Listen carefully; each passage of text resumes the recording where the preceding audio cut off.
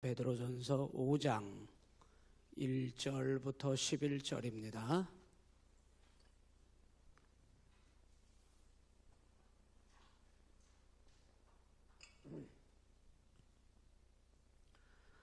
찾으셨으면 아멘.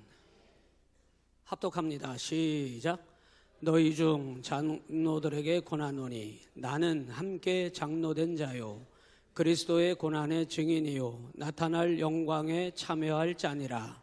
너희 중에 있는 하나님의 양무리를 치되 억지로 하지 말고 하나님의 뜻을 따라 자원함으로 하며 더러운 이득을 위하여 하지 말고 기꺼이 하며 맡은 자들에게 주장하는 자세를 하지 말고 양무리의 본이 되라. 그리하면 목자장이 나타나실 때에 시들지 아니하는 영광의 관을 얻으리라. 젊은 자들아, 이와 같이 장로들에게 순종하고 다 서로 겸손으로 허리를 동이라. 하나님은 교만한 자를 대적하시되 겸손한 자들에게는 은혜를 주시느니라. 그러므로 하나님의 능하신 손 아래에서 겸손하라. 때가 되면 너희를 높이시리라.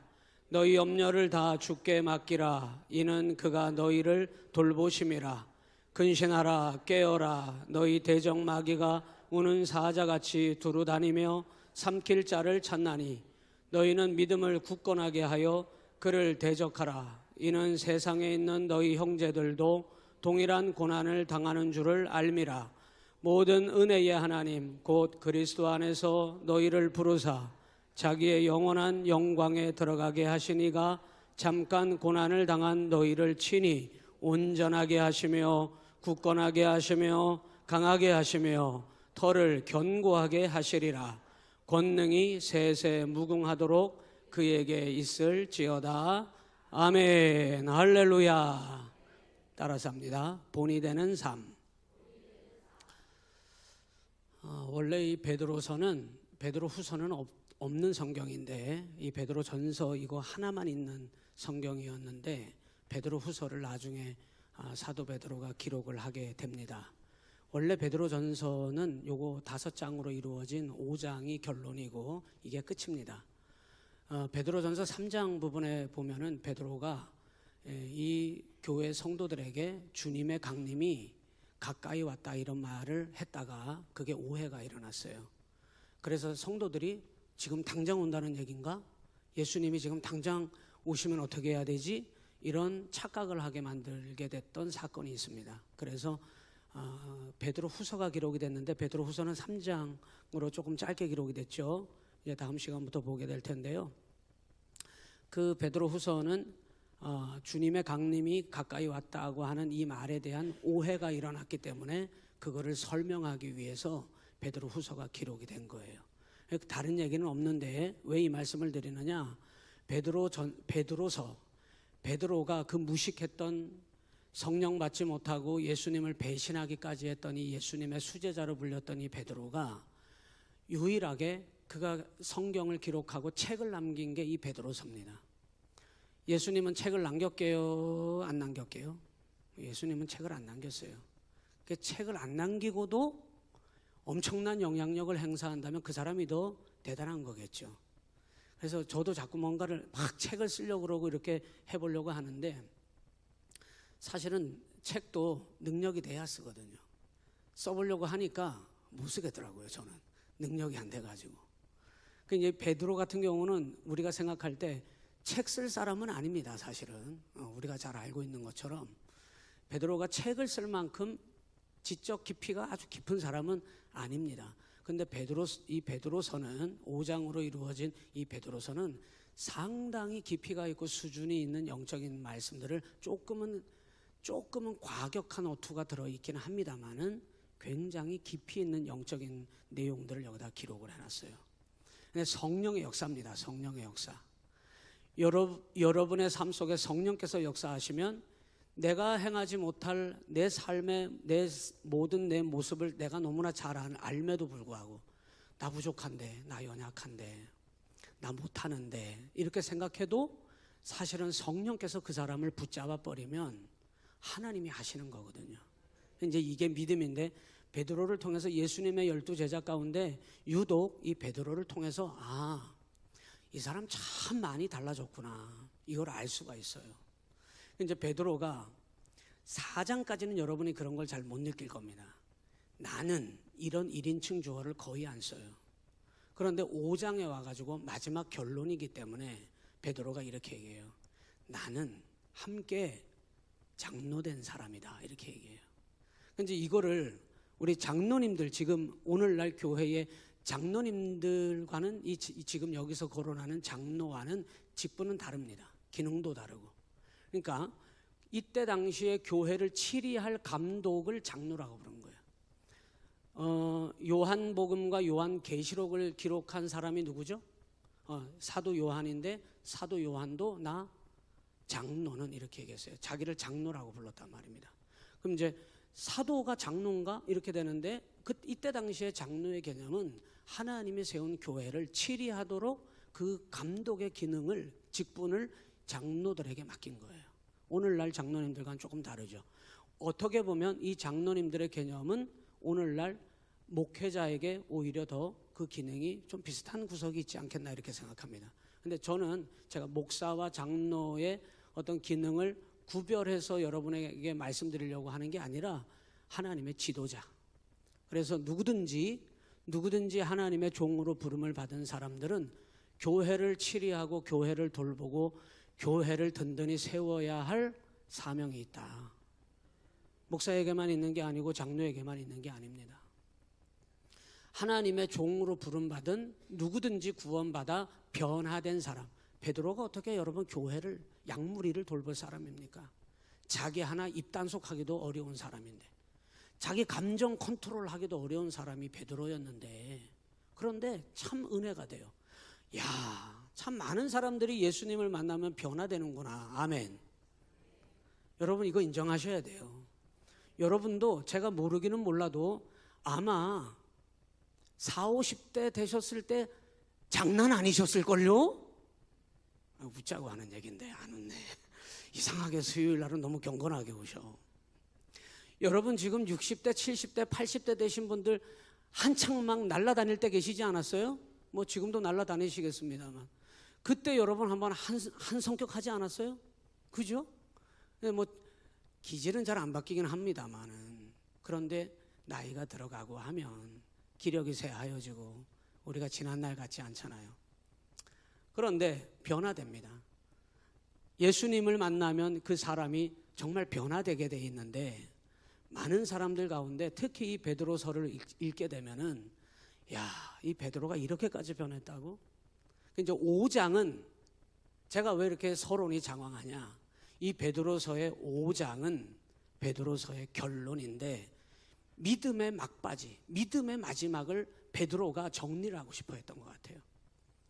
믿음이라고 하는 건 그 마지막, 만일 우리가 마지막 자리에 서게 된다면 우리의 믿음이 어떤 모습이어야 됩니까? 이렇게 누군가가 질문을 했는지는 모르겠지만은, 그 마지막을 누가 본다면, 하나님이 여러분의 믿음을 마지막 모습을 보고 평가를 하시겠다. 그러면 그 믿음이 어떠해야 합니까? 라고 묻는다면 베드로는 그 믿음에 대해서 마지막으로 정리, 결론, 믿음이라는 건 이렇게 돼야 돼.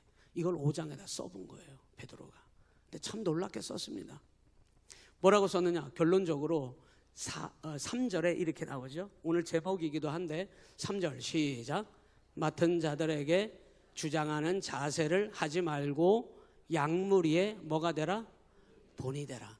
베드로가 생각했던 거는 믿음의 결론, 마지막. 처음부터 성숙한 사람이 어디 있어요? 대학 나온 사람도 제가요 군대 가보니까 어리버리. 그죠? 대학 졸업장까지 갖고 있는 사람이 군대를 왔는데 어리버리야. 막 어찌할 줄을 몰라요. 그냥 머리 빡빡 깎고요, 그냥 이등병이야. 그냥 너 이름 뭐야? 야, 신백 뭐 막 소리를 지르면서, 아휴, 대학 졸업장을 가진, 좀 품격 있게 말하면 안 돼.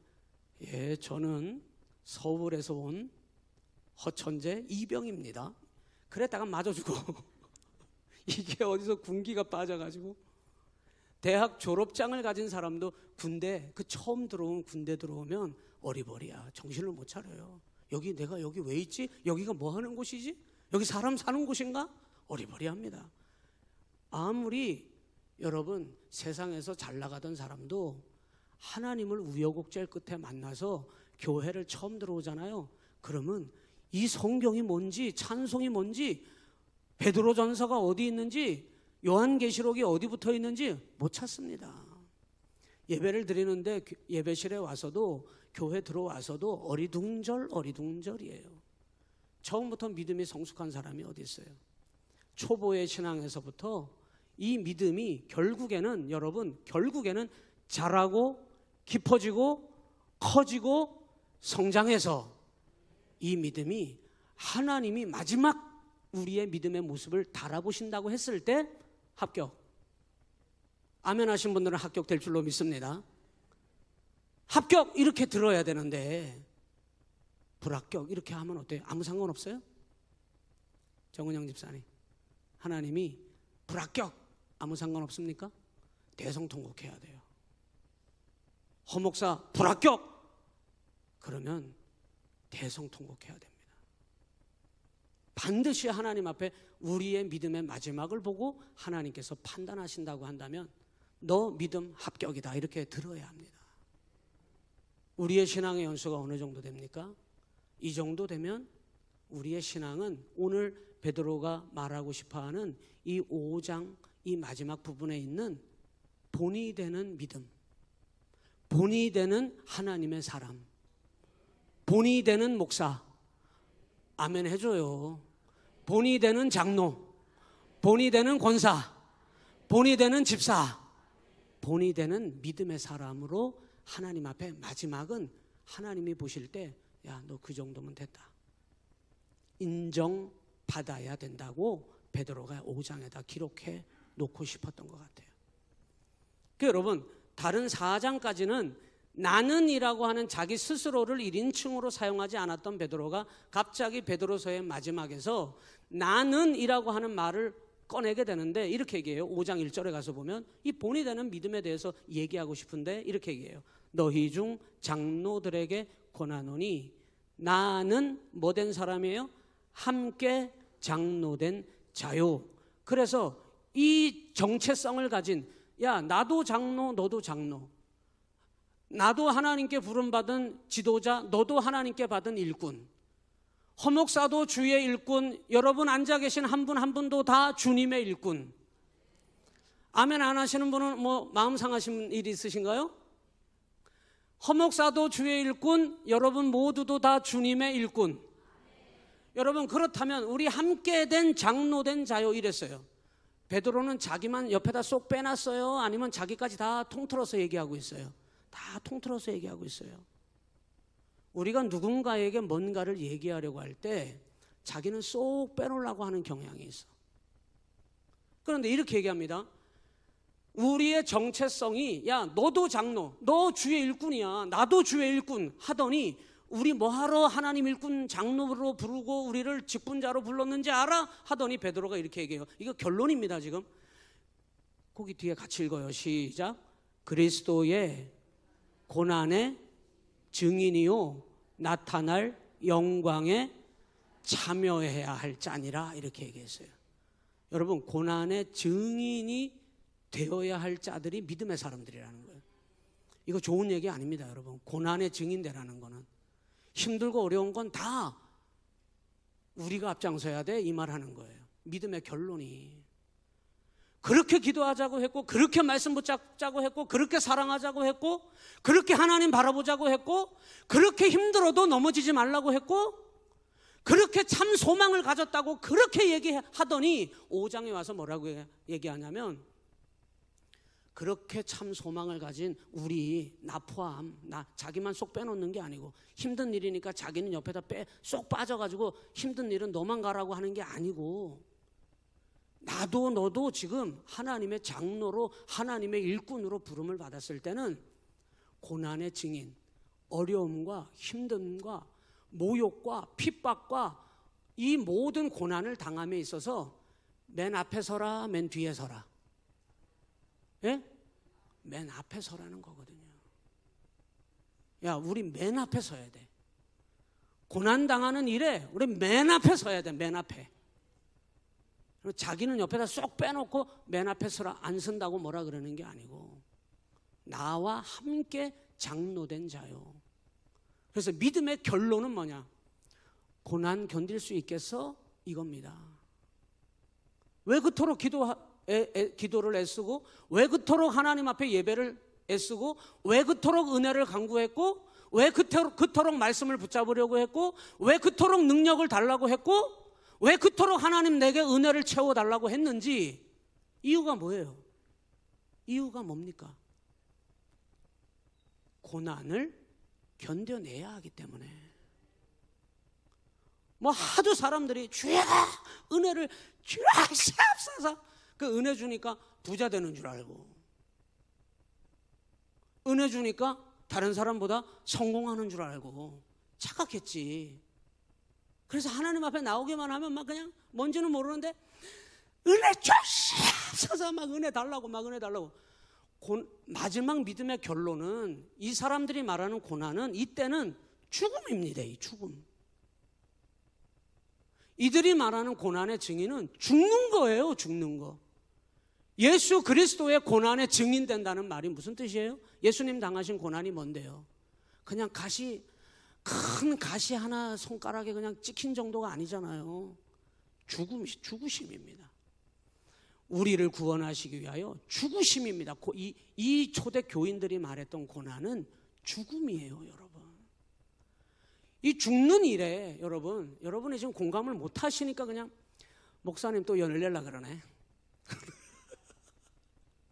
우리 집사람이 웬만하면 열내지 말래.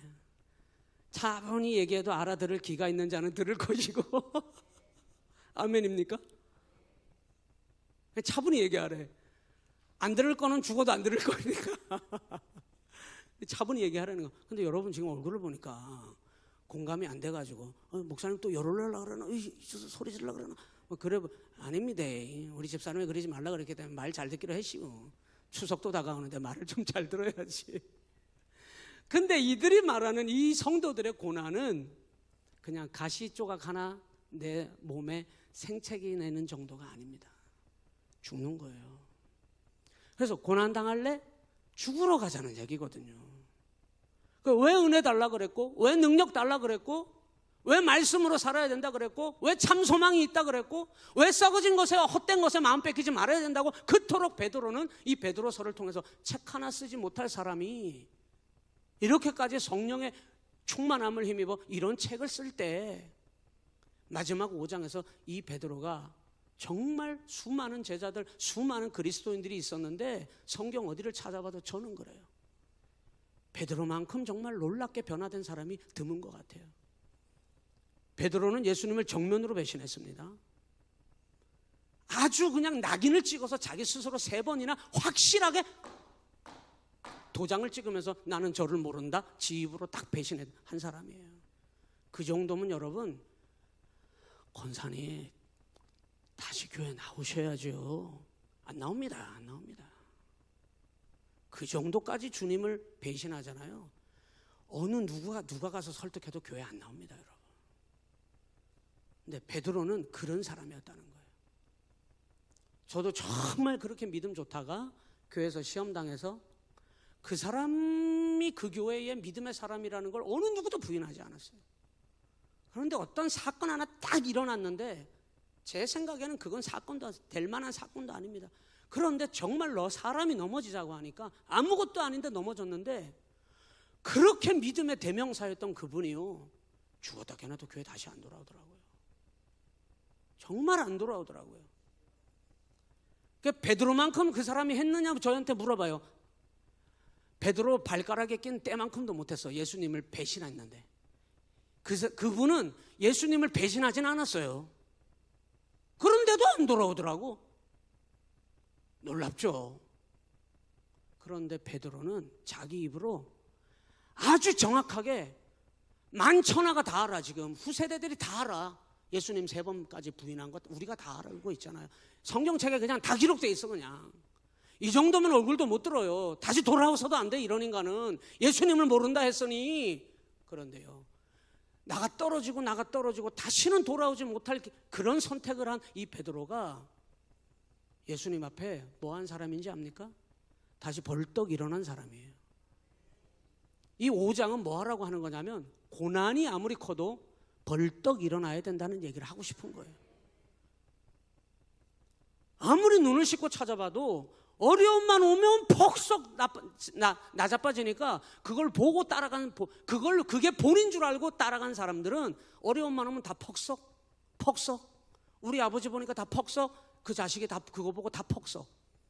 절망하고 낙심하는 거를 부모를 보고 옆에 있는 선생님을 보고 그리고 집사님을 보고 권사님을 보고 뭔 어려움만 오면 퍽썩 넘어지는 게 본이 됐기 때문에 그걸 본 모든 후손들이 다 어려움만 오면 퍽썩 다 넘어졌다 이 말이에요. 본이 되는 사람 삶이라고 하는 건 돈 잘 버는 방법 이런 거는 여러분 중요한 게 아닙니다. 여러분 그거 얘기하고 있나요? 아니거든요.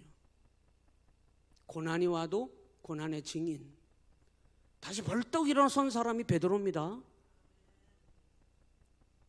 그 베드로가 나는 함께 장로된 자요, 우리 장로된 하나님 앞에 부름받은 일꾼이라고 하는 정체성, 그리스도의 고난의 증인.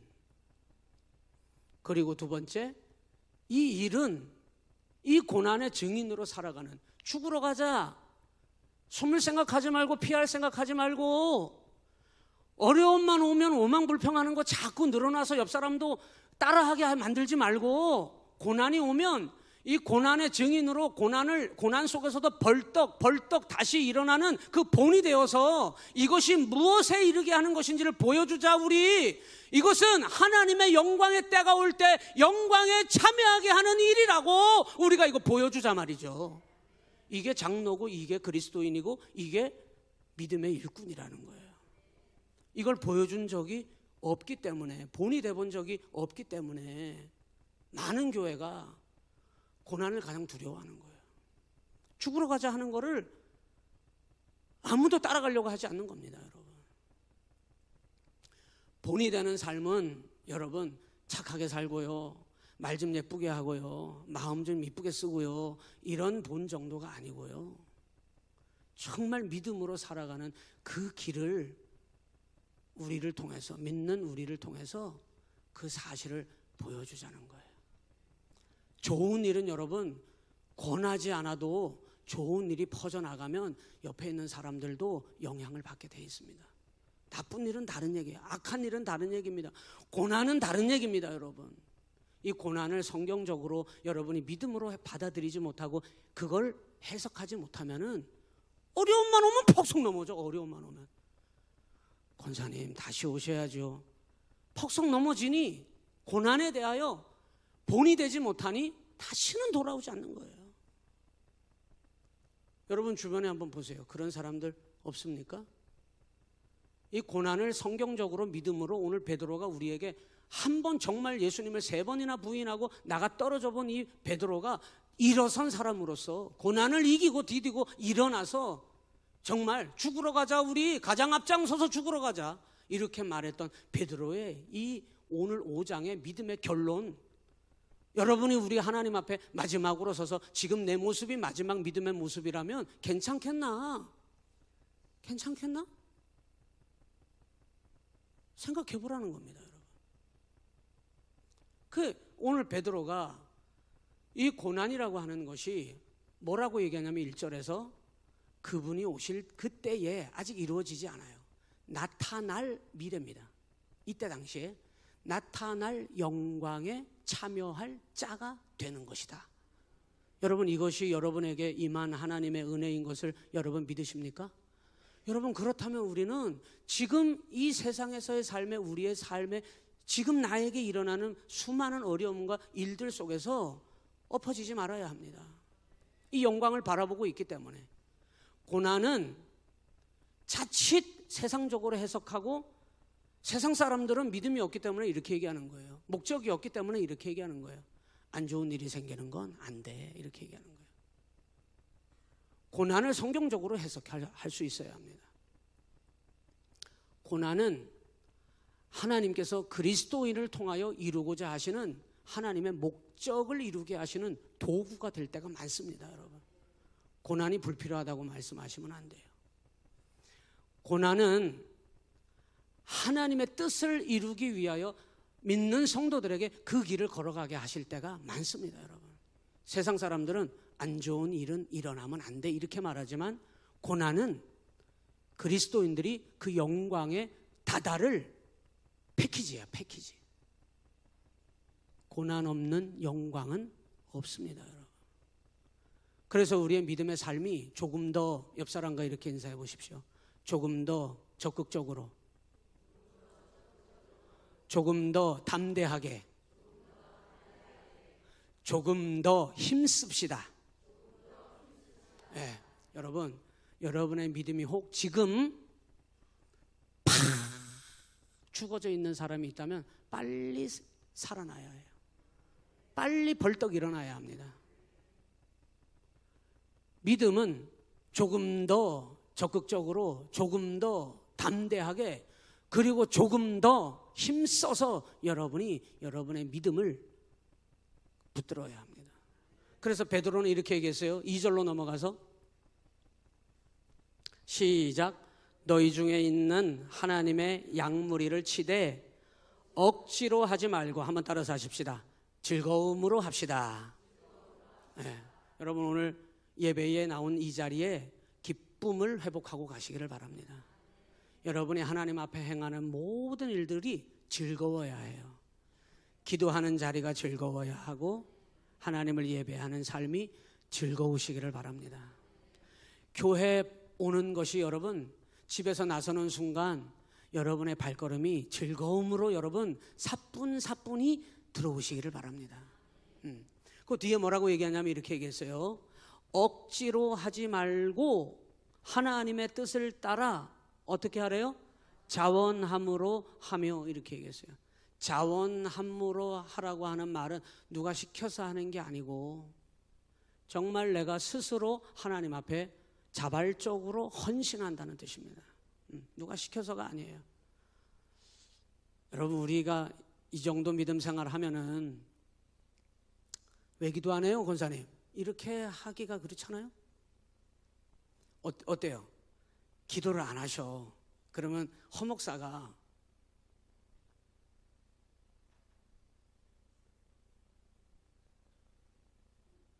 기도 안 해요?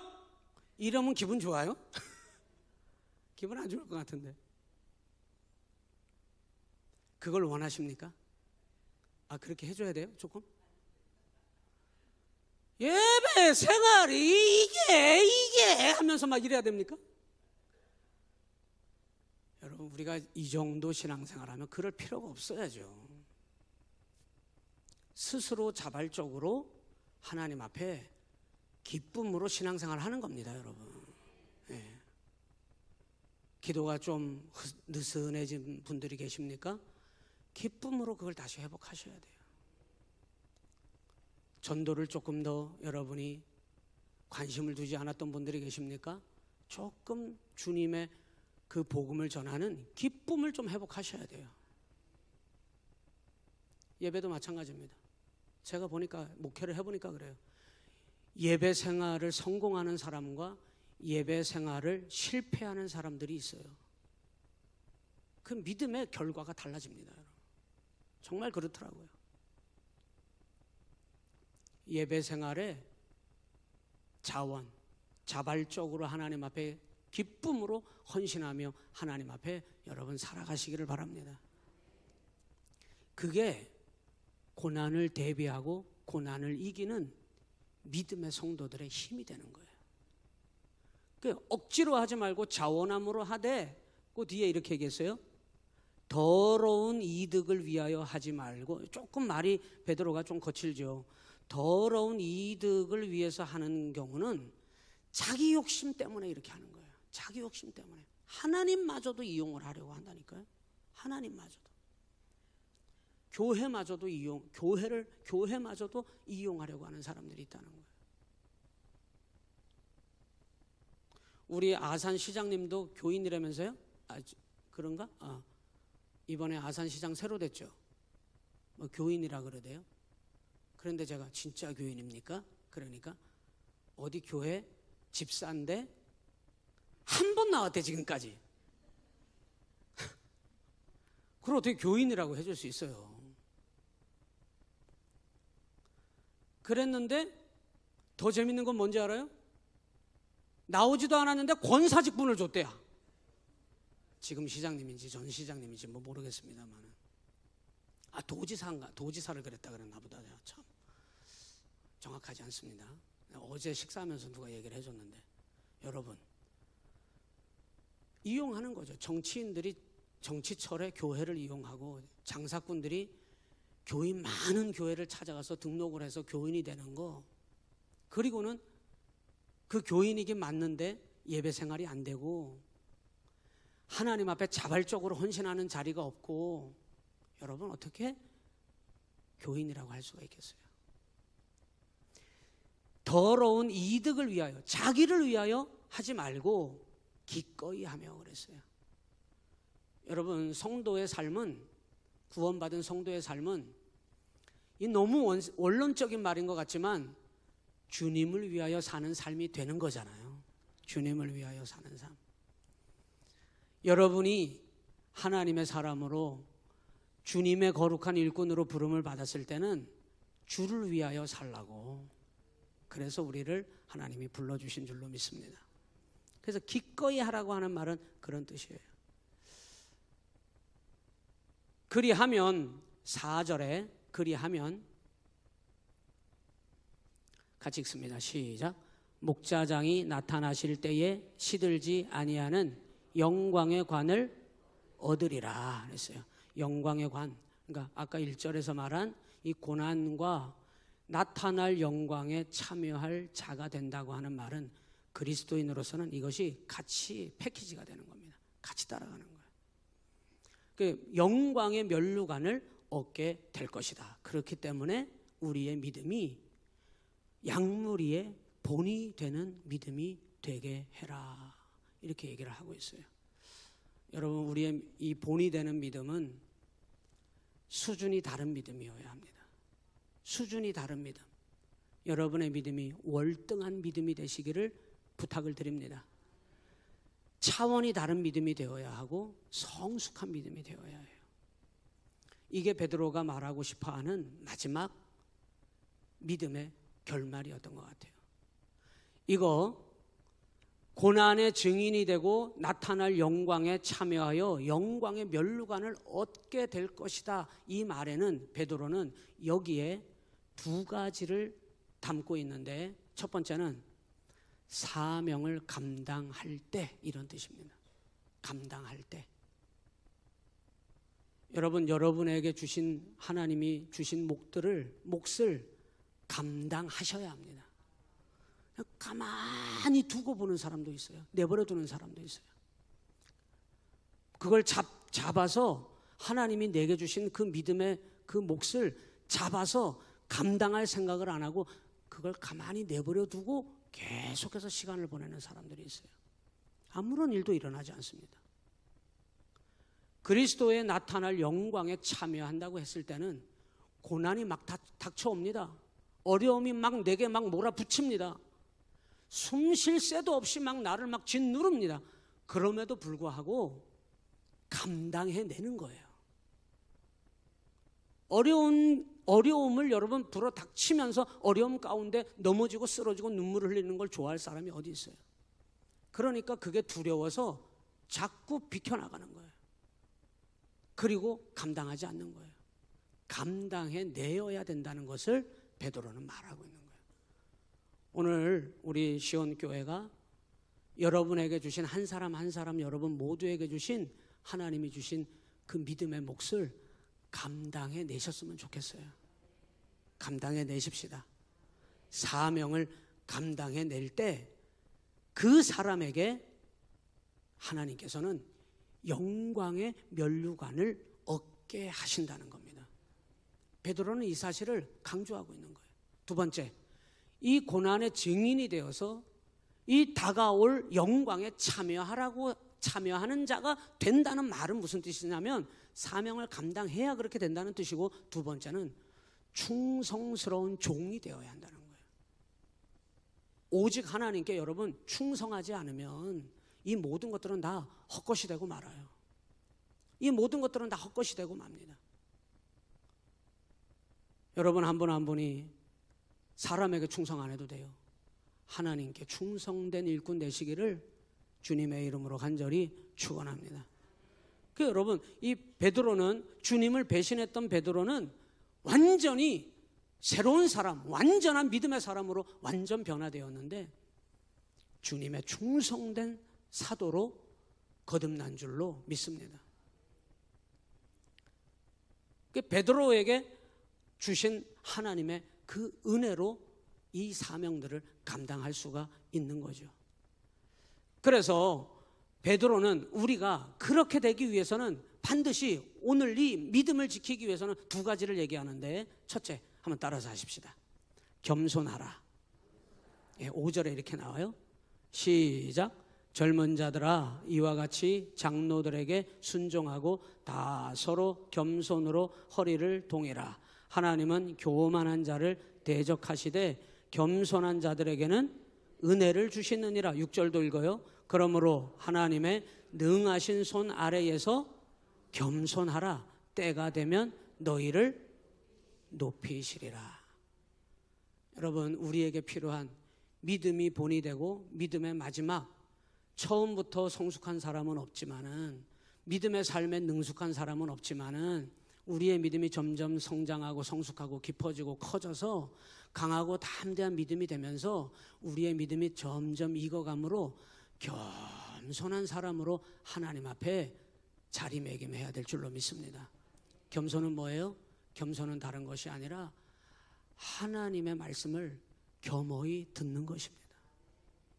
하나님이 여러분에게 시키시는 일에 대하여 그 말씀을 겸허히 듣고 따르는 것이 겸손입니다. 여러분 자꾸 받아칩니다.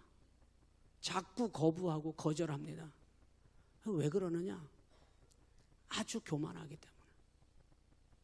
안 듣는 데는 안 듣는 이유가 있는 거예요. 교만하기 때문에. 겸손은 하나님의 말씀을 겸허히 듣는 것입니다. 그리고 그 말씀을 따르는 것입니다. 오늘 여러분 우리 교회가 그런 교회가 되시기를 바랍니다. 우리 성도들이 겸손함으로 하나님의 말씀을 듣고, 어떤 때는 내 마음과 달라도, 어떤 때는 내 생각과 달라도, 내가 생각하는 기준이 아니어도 하나님이 내게 말씀하실 때 그 말씀을 받아 담는 것입니다. 그리고 그 말씀을 이루어가는 것입니다. 이것이 겸손이에요. 아유 저는 아무것도 몰라요. 아유 저 같은 것이 뭐래요. 그게 겸손이 아니에요. 그건 답답한 거예요. 답답하게 그러지 말고, 아유 한 번도 그래 본 적이 없어요. 아유 그러면서 아유 그러지 말고, 그게 겸손이 아니에요. 빼는 게 겸손이 아니에요. 하나님이 말씀하시면 담대함으로 그 말씀을 이루어가는 것입니다. 그 말씀을 듣고 이루어가는 사람이 있어야 결과 열매가 생기죠. 열매가 생기죠. 열매 없는 헛된 삶을 살지 말고 열매를 거둘 수 있는 하나님의 말씀에 겸손히 그 말씀을 이루어갈 수 있는 믿음을 가지시기를 바랍니다. 이 베드로는요 할 수 있다는 거예요. 못할 것 같은데요. 우리가 두려워할 때가 너무 많잖아요. 따라서 하십시다. 할 수 있습니다. 됩니다. 옆 사람 보면서 해봅시다. 네. 어디에 근거를 뒀느냐? 베드로는 할 수 있다는 거예요. 7절에 이렇게 얘기했어요. 시작. 너희 염려를 다 주께 맡기라. 이는 그가 너희를 돌보심이라. 한번 따라서 해보실래요? 우리는 지지 않습니다.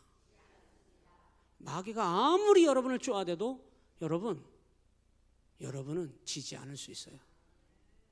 또 한번 따라서 해보실래요? 우리는 혼자가 아닙니다. 베드로가 뭐라고 얘기했냐면 주께서 너를 돌봐주고 계셔. 여러분 아기가 엄마가 자기가 때 되면 으아 하면 저 꺼내가지고 물려주고, 으아 싸면은 기저귀 다 갈아주고, 그게 돌봐주잖아요. 그 아이가 어릴 때 엄마가 옆에서 있으니까 엄마 아빠만 옆에 있으면은 걱정 안 하고 지 혼자서 뭘 하면서 막 저지리를 하면서 막 놀아. 엄마가 나를 돌봐주는 걸 알기 때문에. 우리는 지지 않습니다. 우리는 혼자가 아닙니다. 베드로는 이 믿음이 마지막 우리의 믿음을 지키고 그 믿음의 길을 걸어가는 본이 되는 삶을 살아야 할 성숙한 믿음의 성도의 태도라는 거예요. 모든 것을 주님께 맡기고 모든 것을 돌보아 주시는 이 하나님으로 말미암아 아무리 고난이 와도 지지 않고 넘어지지 않고 반드시 이기게 하시는, 나를 돌봐주시는 그 하나님으로 말미암아 반드시 하나님께 영광을 돌릴 것을 이 베드로는 믿는 겁니다. 오늘 여러분, 우리 그 믿음 붙잡아야 될 줄로 믿습니다. 그래서 겸손히 하나님이 내게 말씀하시는 것을 겸손히 받아들여야 되는 거예요. 받아들여야 돼요. 두 번째는 따라서 해보실까요? 깨어라. 죽었다 깨나도 여러분, 믿음으로 살려면 깨어야 해요. 깨어있는 믿음을 가져야 합니다. 세상에 잠들지 마십시오. 여러분, 잠든 신앙이라는 말은 매일 눈을 감고 자기 때문에 잠든 신앙이라는 게 아니에요. 낙심해가지고는 포기한 거야. 안 된다고 생각하고서 포기한 거야. 그게 잠든 신앙인 거예요. 깨어있다는 말은 무슨 뜻이냐? 고난과 환난 속에서도 하나님께서 나를 통하여 역사하시는 그 믿음을 바라보고 믿으며 깨어 나가는 것입니다. 또 믿음으로 일어나는 것입니다. 잠들었다는 말은 포기한 거야. 이미 포기하고 사는 거예요. 낙심하고 사는 겁니다, 여러분. 8절에 근신하라 깨어라 너희 대적 마귀가 우는 사자같이 두루다니며 삼킬 자를 찾고 있다 이랬어요. 여러분, 마귀에게 삼킨 자가 있고 삼켜지지 않는 자가 있어요. 아담이 마귀에게 삼킨 자가 된 겁니다. 선악과를 따먹으라고 하는 마귀의 유혹에 넘어가 버렸어요. 그리고는 하나님의 말씀, 건드리지 말라고 하는 하나님의 말씀을 어기고 불순종한 것입니다. 마귀에게 삼킨 자가 된 겁니다. 사울 같은 사람은 마귀에게 삼킨 자가 된 겁니다. 하나님께 버림을 받고 말았습니다. 하나님의 법도를 어기고 하나님의 사람을 기다리지 못하고 자기 생각과 자기 방법대로 행하려고 하다가 죄악 가운데서 이 사울은 하나님께 버림을 받은 사람이 되고 말아요. 마귀에게 삼킨 자가 되고 마는 거예요. 다윗과 같은 분은 말이죠, 밧세바를 범한 죄를 지음에도 불구하고 마귀가 그 다윗을 집어삼키지 못했어요. 왜? 하나님의 말씀을 받아들고 회개하고 돌이켰습니다, 여러분. 마귀에게 삼킨 자가 되는 사람이 있고, 삼켜지지 않고 마귀를 대적하고 이기는 사람이 있다는 거예요. 깨어라. 깨어있는 믿음의 성도가 마귀를 이기고 승리하게 될 줄로 믿습니다. 여러분, 언제나 하나님께서는 우리에게 감당할 수 있는, 일어설 수 있는 은혜를 주시는 줄로 믿습니다. 이 베드로가 10절에서 이렇게 얘기했거든요. 한번 다 같이 읽어봐요. 시작. 모든 은혜의 하나님 곧 그리스도 안에서 너희를 부르사 자기의 영원한 영광에 들어가게 하신 이가 잠깐 고난을 당한 너희를 친히 온전하게 하시며 굳건하게 하시며 강하게 하시며 터를 견고하게 하시리라. 하나님께서 일으켜 세워주시는 줄로 믿습니다. 은혜의 하나님께서 베드로를 일으켜 세워주신 것처럼 여러분, 다시 일어나야 합니다. 지금 일어나 계신 분은, 깨어 달려가고 계신 분은 멈춤 없이 계속해서 달려갈 수 있도록 하나님의 은혜를 여러분 굳게 붙잡아야 해요. 넘어진 자가 계십니까? 낙심한 분들이 계십니까? 다시 일어서게 하시는 이 하나님의 은혜로 여러분, 베드로가 벌떡 일어나서 이 믿음을 붙잡고 있는 것처럼 여러분 다시 일어나셔야 될 줄로 믿습니다. 우리 하나님은 그런 하나님이에요. 그래서 너희를 온전하게 하시고 굳건하게 하시고 강하게 하시며 견고하게 하시는 우리 하나님의 은혜로 저와 여러분들이 이 마지막 시대에 굳게 믿음으로 일어서서 본이 되는, 믿음의 모델이 되는, 예수님을 향하여 믿음으로 따라가는, 가장 앞장서서 고난도 죽음도 거부하지 않고 피하지 않고 그 가장 앞에 서서 하나님을 따라가는 그런 믿음의 사람이 여러분들임을 보여줄 수 있으시기를 주님의 이름으로 간절히 축원합니다. 기쁨으로 그 길을 걸어가십시다. 자원함으로 하나님 앞에 이 믿음의 일들을 함께 감당하십시다. 옆 사람 보면서 함께 갑시다.